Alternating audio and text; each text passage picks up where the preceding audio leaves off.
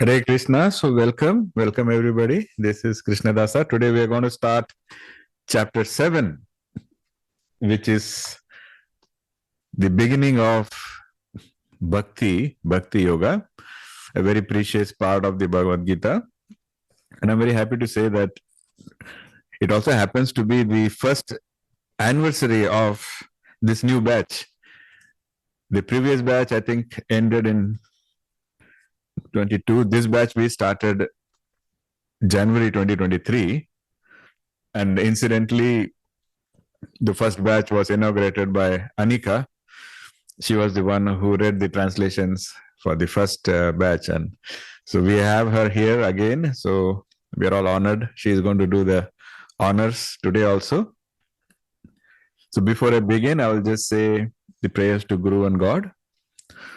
Om Ajnanatimirandasya Jnananjanachalake Chakshurum Militamena Tasmai Shri Guruve Namah. Om Namo Bhagavate Vasudevaya. Hare Krishna. So please keep your Bhagavad Gita pointed to chapter 7. I will start playing the Shlokas. Prabhuji, Hare Krishna. Anish is also joining us today. Welcome, Anish. Hare Krishna. Hare Krishna.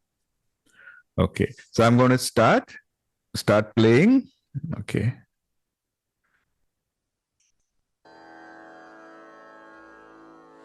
अथ सप्तमोऽध्यायः ज्ञानविज्ञानयोगः श्रीभगवानुवाच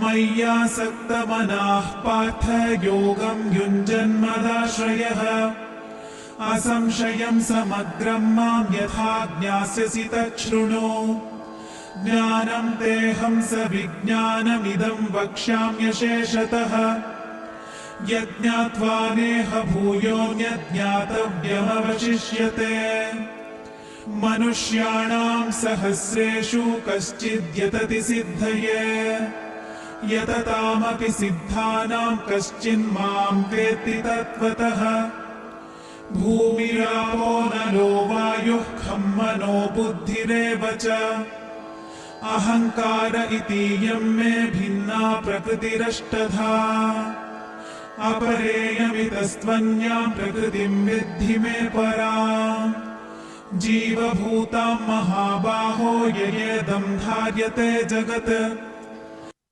Hare Krishna. Anika ji, you want to read the translations?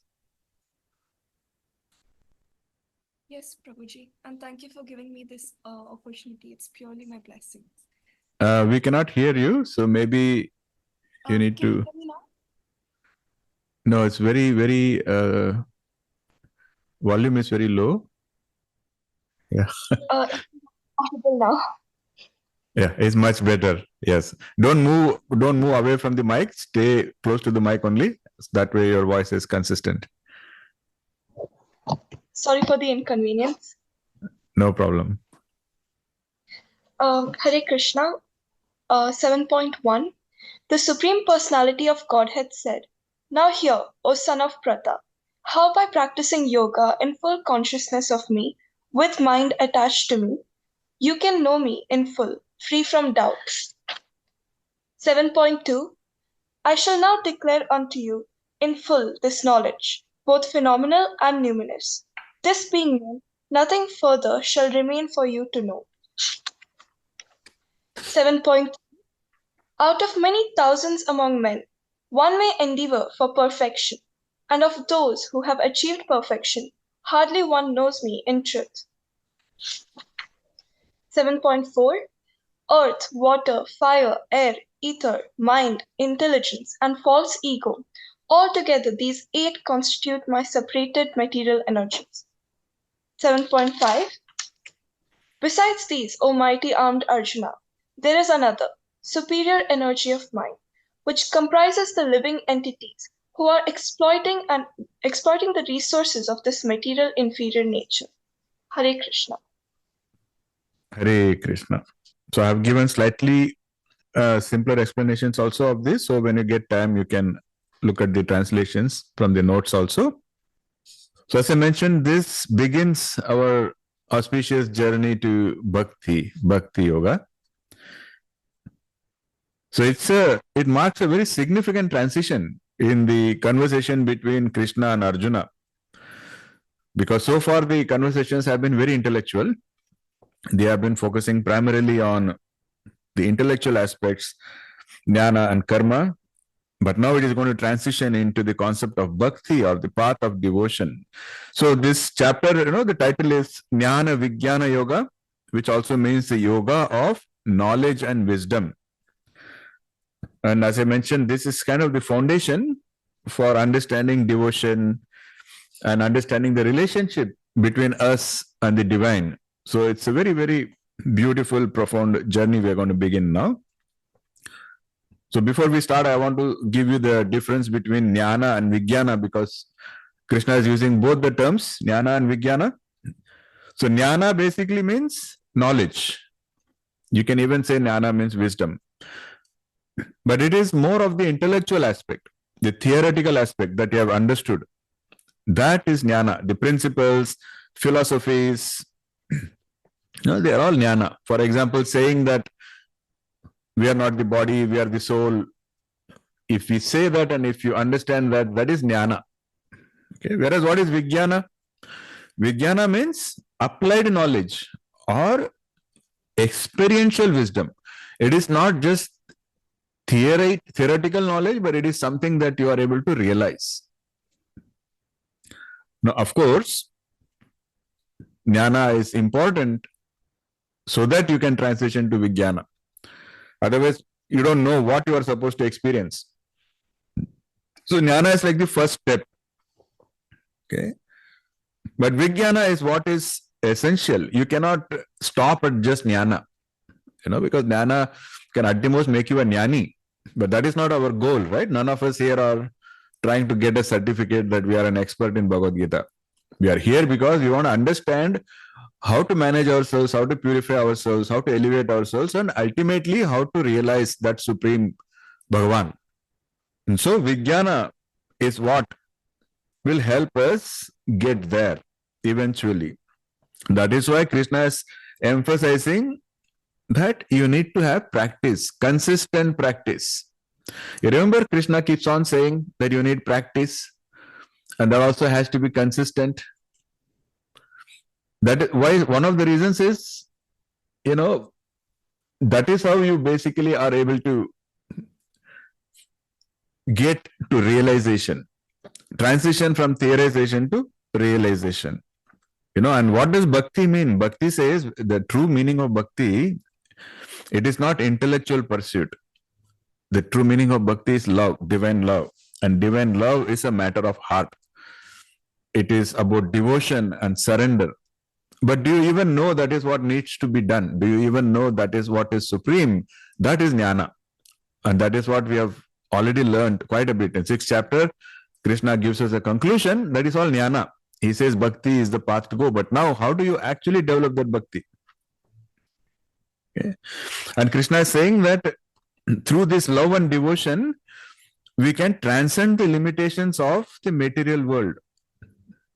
See, what is stopping us from realizing the truth? Because we are stuck in Maya. We are stuck in the material world. So we have to first learn how to overcome the material world. Then we go to realization of something that is beyond the material. So Krishna is saying with this devotion and love, we can transcend, overcome the problems of the material world and get on the path to realizing the ultimate truth.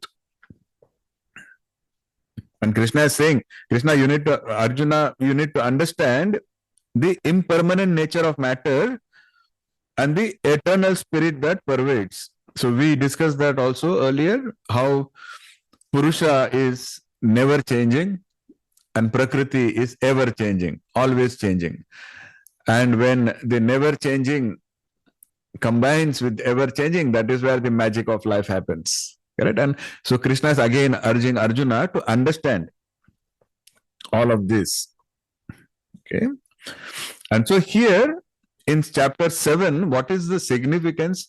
Chapter 7, the significance of chapter 7 is here is where Krishna starts to blend aspects of knowledge with aspects of bhakti or divine love.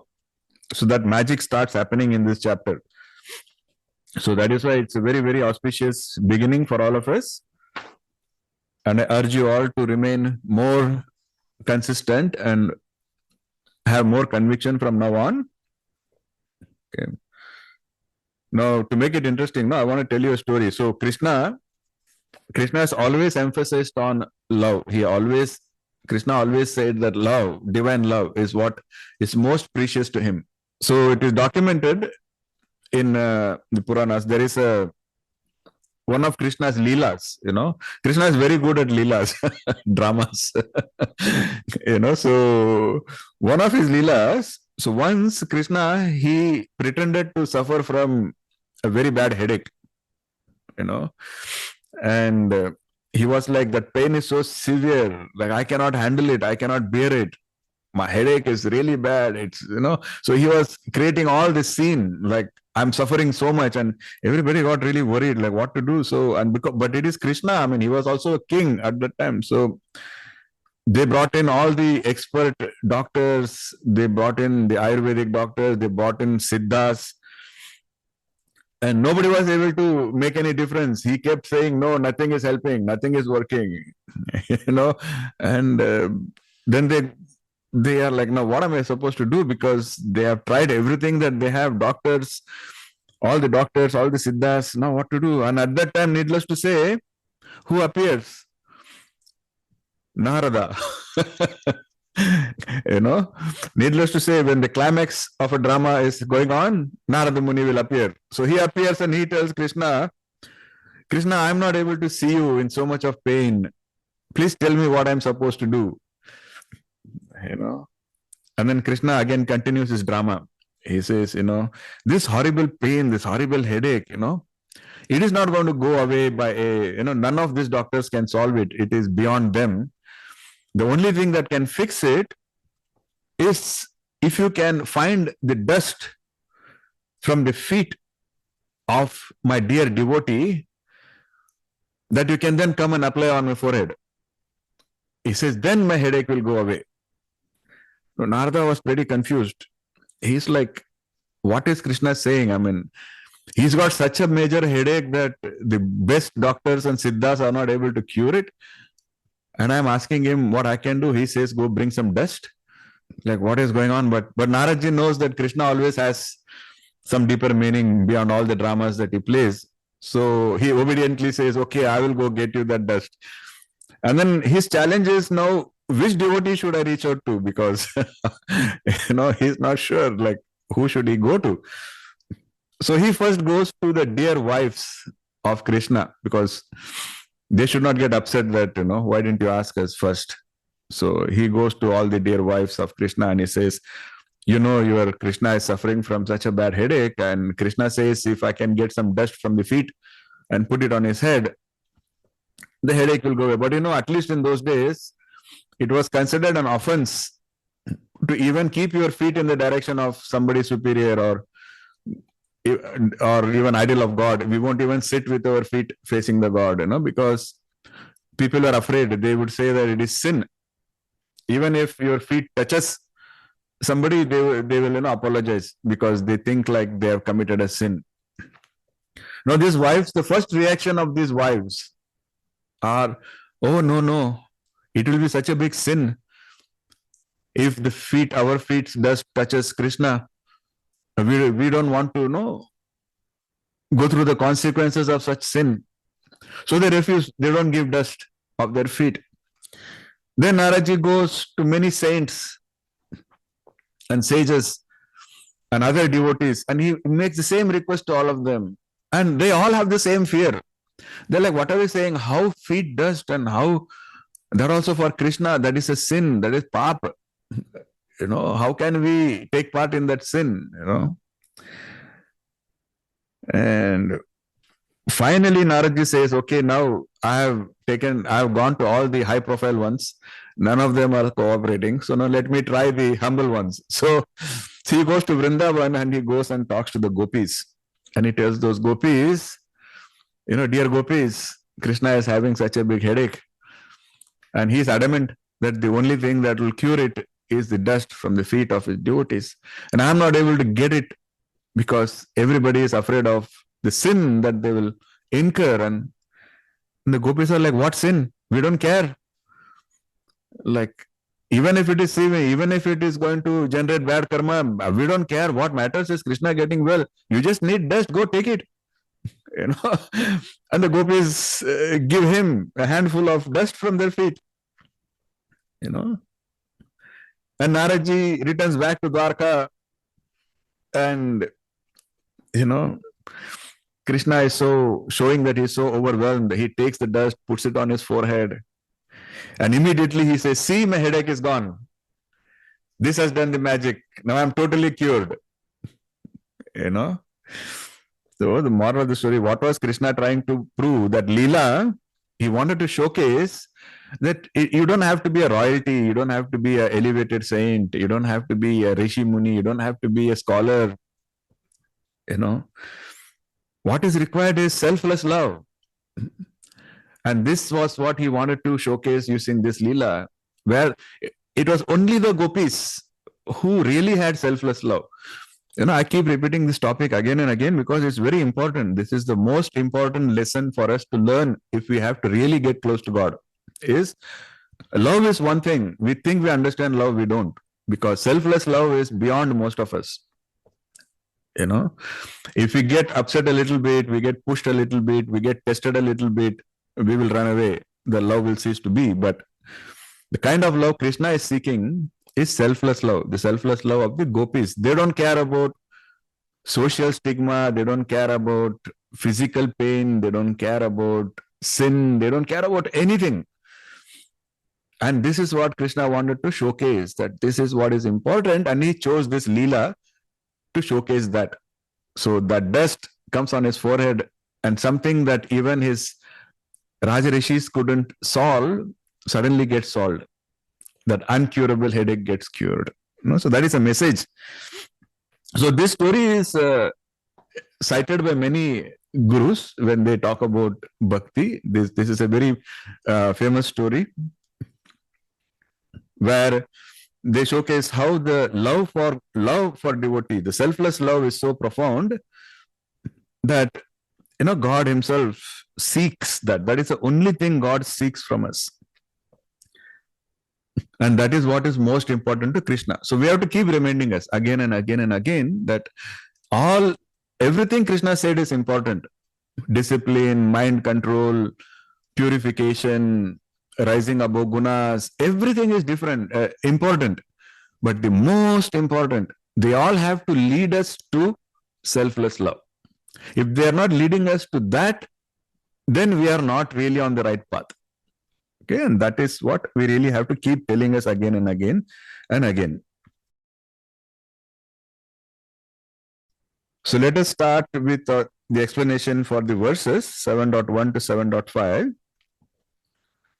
So Krishna already spoke earlier about renunciation in action. I'm sure you all remember. We discussed that even in the revision. Correct? So we saw the difference between renunciation of action and renunciation in action, where Krishna said, just giving away everything and just stopping your work is not going to help. That is not the solution. So renunciation in action is what was the most recent topic we discussed. Here he is talking about devotion in action. See how he beautifully takes us through different steps. First he talks about knowledge, then he talks about action. Then he talks about applying knowledge to action, which makes it nishkama karma. Then he talks about renunciation in action. And then now he talks about devotion in action. Okay. So how do we get to know Krishna? How should we develop bhakti towards him? Because that is what Krishna told us in 6th chapter. He concluded the 6th chapter. He said that I consider the bhakti yogis to be the most superior. That was his conclusion. So how do we become a bhakti yogi? Now, the funny thing is, Arjuna did not ask this question. I'm not sure why, because Arjuna is always asking so many questions. But for some reason, he didn't explicitly ask Krishna, at least in the beginning of 7th chapter, he didn't ask, okay, Krishna, so how do I, develop and strengthen my bhakti? But regardless, Krishna still provides the answers for us.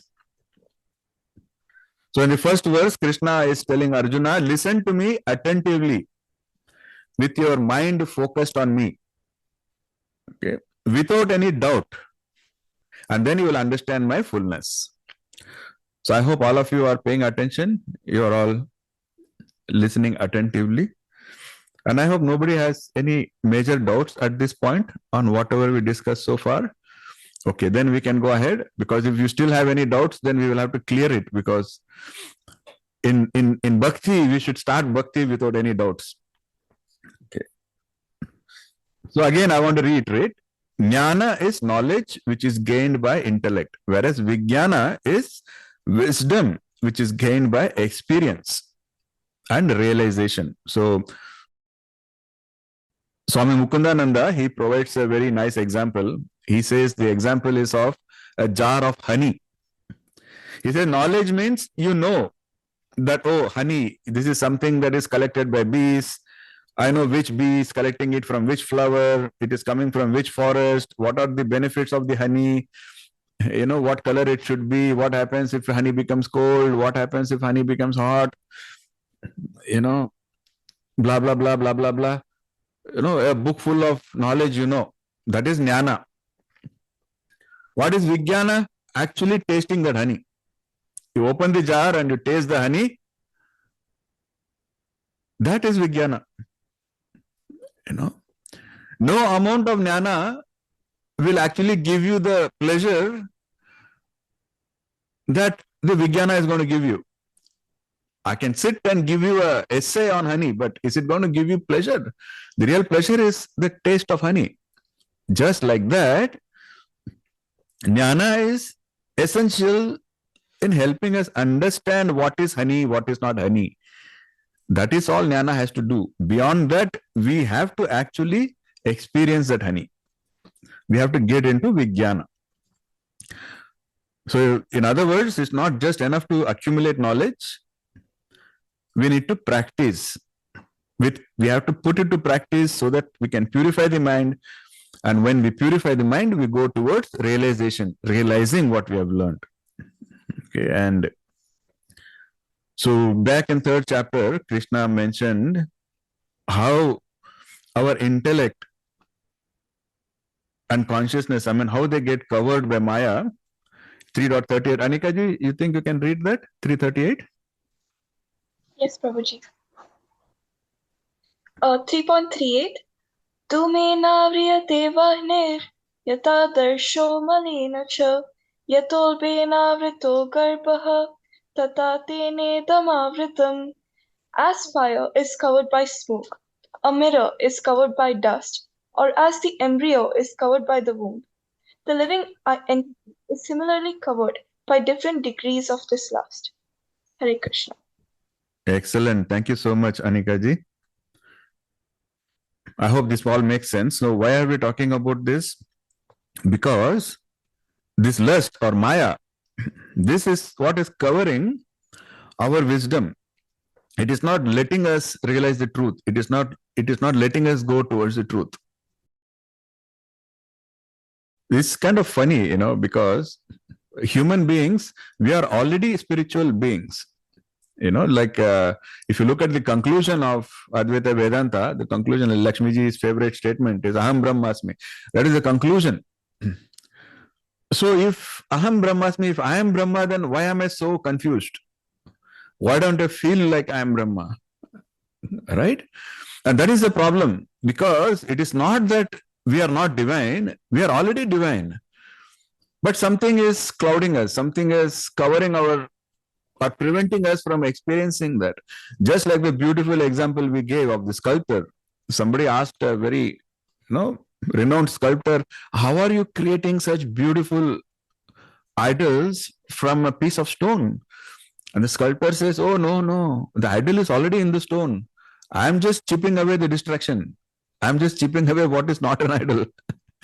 Such a beautiful way to put it. Just like that, the divinity is already within us. We have to get rid of what is not divinity. What is not divinity is all those things that is covering us. This Maya, this lust is what is covering us.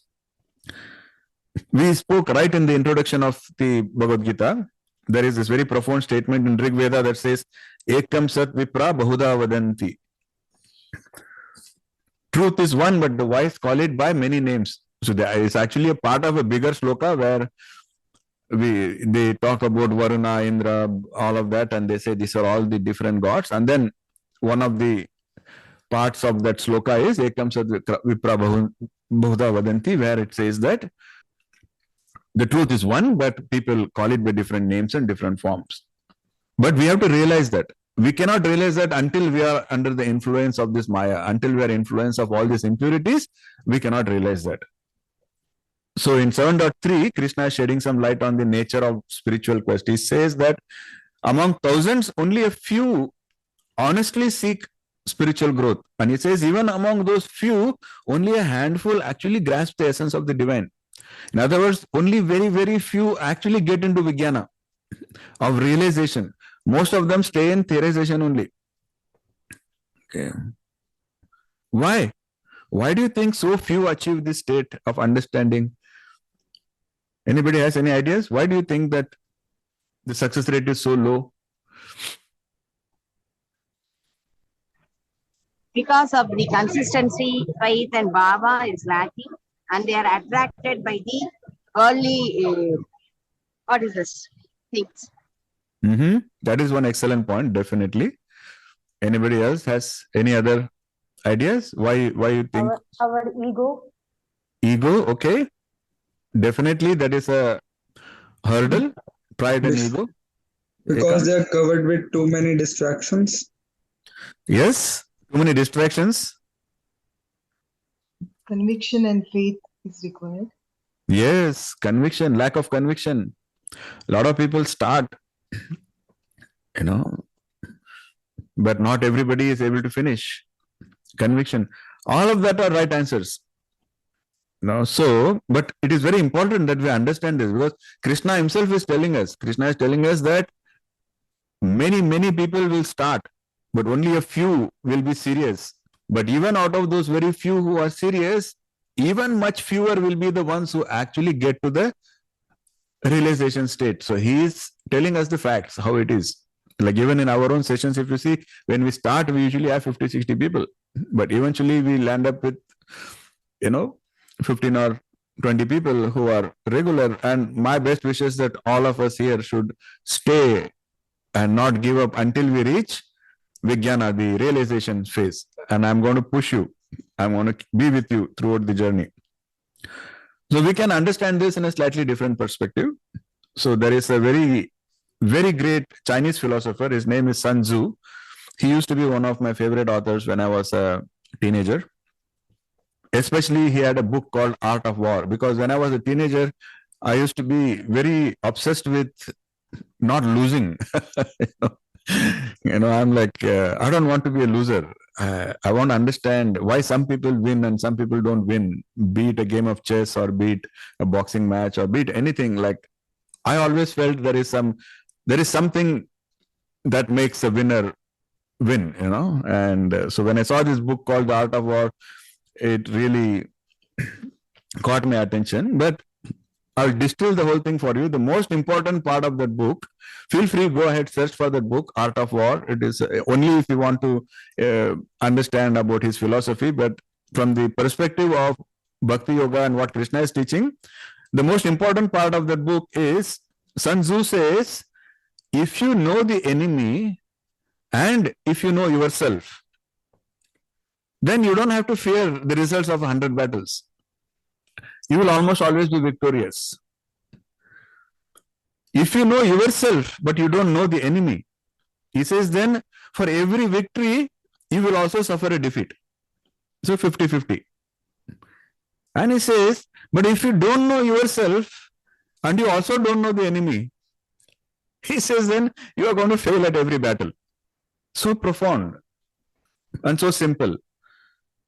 So understanding both yourself as well as the enemy, that is what ensures success. So when you apply it spiritually, what does it mean? You have to first understand yourself deeply. That is the first part. And this is what Krishna has been teaching us for the past few chapters. Know yourself, your mind. You are your best friend. You are your worst enemy. Mind control, gunas, inner nature, so many things he has been teaching us so that we can understand ourselves. Okay. And what is the enemy? That is what we just discussed. The verse that Anika read, where we are covered by this delusion, we are covered by this lust, covered by this ignorance. And that is the enemy. So you have to understand both ourselves and we have to understand Maya. That is why in the previous chapter, we spent a significant amount of time trying to understand Maya. So we have to understand both, then our chance of success increases. So he is advising us that be your own support. Raise yourself by yourself. Become your own best friend. Recognize your own strengths and also weaknesses. Lot of us, we are very good. If somebody comes and says, what are your strengths? We can write an essay. I'm good at this, I'm good at this, I'm very good at this. But if somebody asks, what are your weaknesses? Sochna padega. But if you have to really succeed, both of them, we should be well aware of. We have to understand both of that. Okay.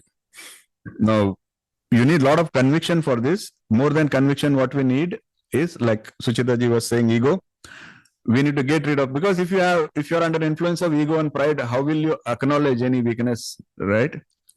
If somebody points out a weakness, you're only going to feel hurt, and that hurt is a big enemy because it puts you into a victim mindset, and then you start sulking, and it's all about the message never reaches you then. So very, very important. Okay.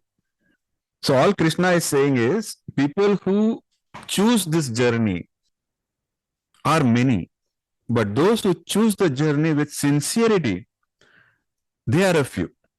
And then those who are sincere and also consistent, he's saying they are much, much fewer. But that is what is required, he says, to succeed on this journey. That is what will let you completely understand yourself, completely understand your enemy, and practice what is required to make yourself better and overcome this enemy. Very logical, correct? Like in the beginning of Bhagavad Gita, we also spoke about Pragma 1. I'm not sure if anybody remembers what is Pragma 1. Raise your hand if you do remember Pragma 1. Oh, we have 2 people. Awesome. Suchita ji, what is Pragma 1? Recognize the saboteur, the inner saboteur within us, and don't give into it, confront it and vanquish it. Excellent. Good job. So that saboteur is the enemy. So you need to know that enemy. Correct? And you need to know when it is the enemy which is acting and when it is your own intellect which is acting. Okay, if you are having fever, for example, if your temperature is high, and if you want to lie down and take a nap, that is your intellect telling you that you need to take care. That is fine. But you are perfectly fit like an ox. But still you want to lie down and nap. No, that is not your intellect. That is that saboteur. You actually want to go out, you want to work out, you want to go to the gym, you want to do something constructive, but there is this negative voice saying, oh, it's okay, just sleep for some time, So I'm just giving a very silly example, but you know what I'm talking about. Like that, all the time there is the voice in our head. We need to learn to handle that as a start. That is one of the beginning lessons we learned in Bhagavad Gita. Why? For this purpose, because we have to understand the enemy. And you see, Krishna has never told us to do something without explaining the concept. That is the most beautiful aspect of Krishna's teachings. You will not find a single do because I'm telling you to do. You will not find it anywhere in the Bhagavad Gita. Anything Krishna says, he will back it up with explanation. Okay. Very, very important. So here also Krishna is saying we have to strive for achieving realization. In other words, the experience part of it. And he's going on to explain that also. He's telling us how we can do that. So how? So one of the things Krishna says here, he says that reality itself can be divided into 2 departments. One is the reality that can be perceived by the 5 senses. And that reality is called as Apara Prakriti. And he says, then there is this other reality which is beyond the senses, and he says that is the Paraprakriti. It's a very common theme in our Vedanta. Like Prakriti is Paraprakriti, Aparaprakriti. Bhakti also we have Parabhakti, Aparabhakti. So now if we want to achieve realization of the Absolute, then we must not limit ourselves to the reality which is perceived through five senses. Remember, we discussed this also in the previous chapter. Because that reality, you cannot touch it, you cannot smell it, you cannot taste it. It is beyond that. So how can you use your senses to realize that? So if you cannot use your senses, then what do the senses actually perform? They are just performing a distraction for you. You are busy touching, smelling million things, but that is not what you are supposed to realize. So you have to rise above that. Okay. So it is kind of very specifically mentioned by Krishna. When he says Apara Prakriti, he is categorically calling it out. He is saying earth, water, fire, air, space, mind, intellect, and ego. He is saying all of these together, they are the components of Apara Prakriti, inferior Prakriti. In other words, they are all parts of Maya only. That's what Krishna is saying. And in the next verse, Krishna goes on and says, what is Para Prakriti? So Para Prakriti, in simple words, Para Prakriti, if you have to understand, it is the soul energy, the life energy itself, which is what is driving all life forms in the universe. You can also call it as consciousness. Okay. So the pure consciousness, which is sustaining the whole universe, that is what is Para Prakriti, and this knowledge about this Para Prakriti is also called as Paravidya. So Vidya, knowledge also of different types. Like you can learn about rocks, and you can learn about, different types of trees. You can learn about different types of animals. It's all knowledge only. But if you are trying to learn about this Prakriti itself, if you're trying to learn about this Para Prakriti, then that knowledge is Paravidya. And other knowledge is all Aparavidya. So you might have heard, especially in the ISKCON version, you might have heard the term transcendental coming many, many times. So what does that mean? Basically, it means that, so transcendental means it is transcending. Transcending what? So it is above the sensory system. So it is beyond what can be perceived through the senses. That is what is meant by transcendental. In other words, it is what is referring to Para Prakriti. So the Para Prakriti can also be known as transcendental reality. Okay.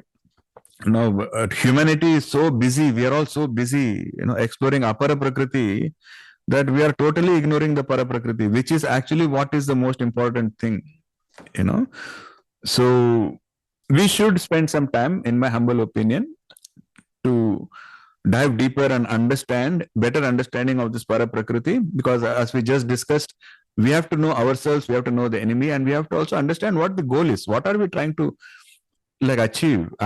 You will not go into a battle without knowing what you are going to win, right? Why am I in a battle? That is just madness. If you're just taking your sword out and going into a battle and somebody is asking you, okay, kya jeeta? Like, what did you win? You don't know. Or what are you going to lose? You don't know. Then why are you in a battle? That is just madness. So just like that, first know yourself, then know the enemy, and then understand why you are in this game.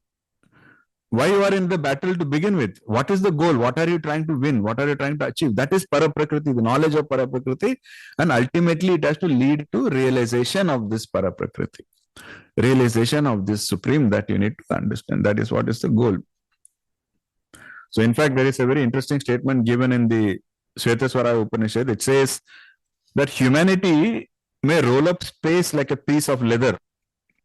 Still, there will be no end of sorrow without knowing one's innate divinity. So in other words, what they're saying is, like space is also like part of Apara Prakriti only, na?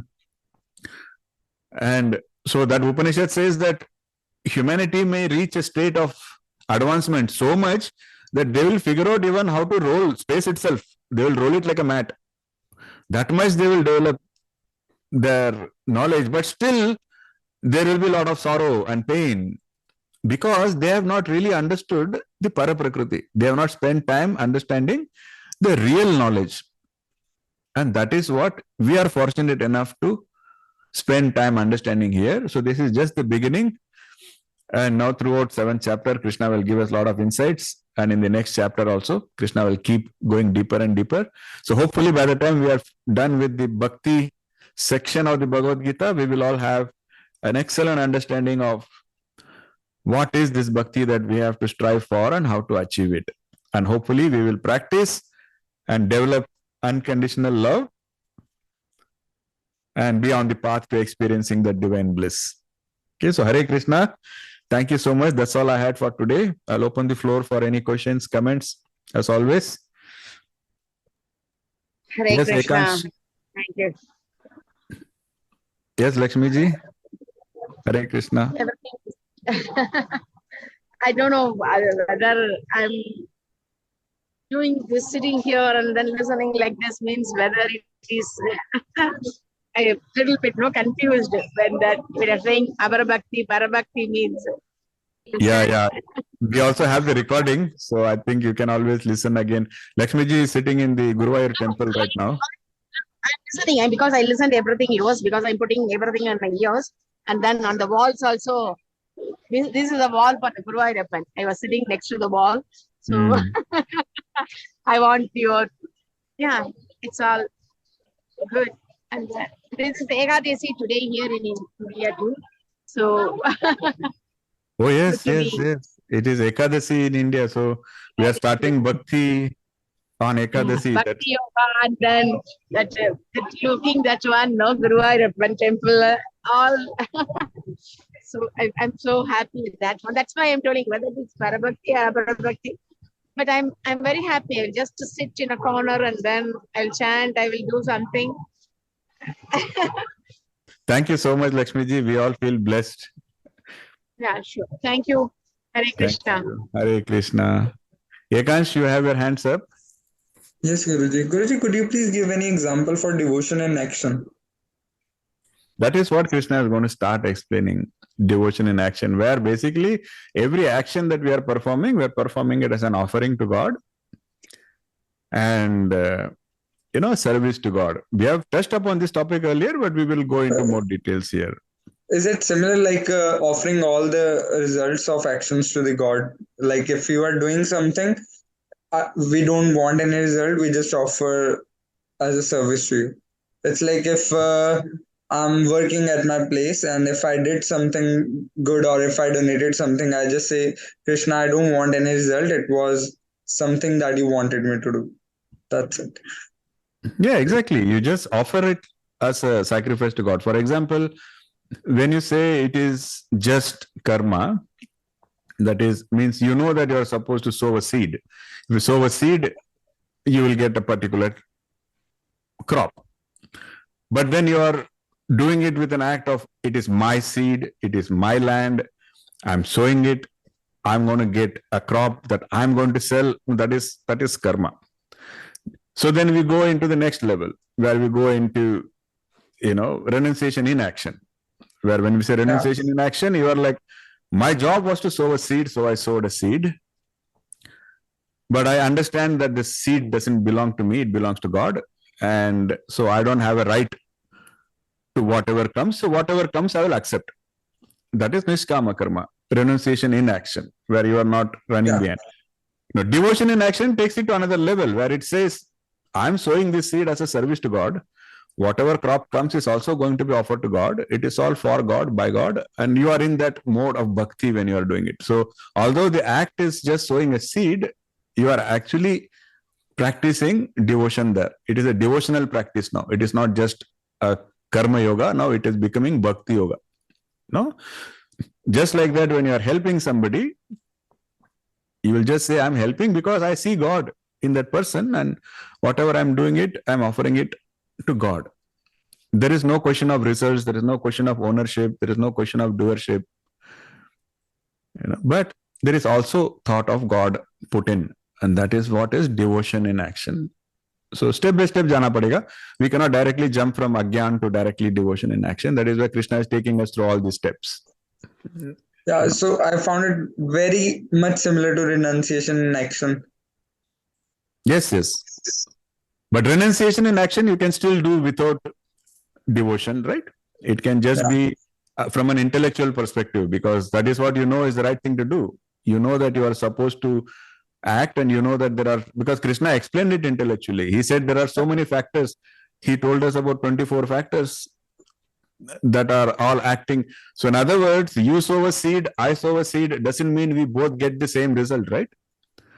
So there is clearly something that is not in our control. First of all, it depends on which season you are sowing it. It depends on how much rain is coming. It depends on the quality of the seed. It depends on the quality of the soil. It depends on whether some other animal is coming and digging up your seed. So many things not in your control, not in my control. So just because we both do the same action doesn't mean we are both going to get the same reaction. Knowing this, you get into renunciation in action, where you say that I know that it is not in my control, so I'm going to do and not worry about the reaction. Good, that is a good step. Then the final step is getting into a devotional bhav, no matter what you are doing. I'm sowing a seed for Krishna, the seed belongs to Krishna, whatever is going to come is going to be Krishna, going to be offered to Krishna. It's a very beautiful state of mind to be in. Okay. Got you. Thank you, good question. Thank you so much. Thank you. Okay, so if nobody else has any other questions, then we can conclude the session for today. Hare Krishna, thank you so much. Very honored to be with each one of you. This auspicious beginning, and let us all stay together till we reach the goal. Okay, and Om Namo Narayanaya. Lakshmi ji is showing us Guruvayur temple. Very blessed to see that. Okay, thank you, Lakshmi ji. Inside is Guruvayur. We cannot see inside the camera. Yes. Through this we can see. Yes. This much is sufficient. This much is also a privilege that we are seeing sitting here. Thank you so much. Hare Krishna. Hare Krishna, Guruji. Hare Krishna. Hare Krishna. Hare Krishna. Hare Krishna. Hare Krishna. Beautiful. Hare Krishna. Thank you. Hare Krishna. Hare Krishna. I want to share with my satsang family. Hare Krishna. Thank you. Hare Krishna. Hare Krishna. Hare Krishna. Thank you so Hare much. Krishna.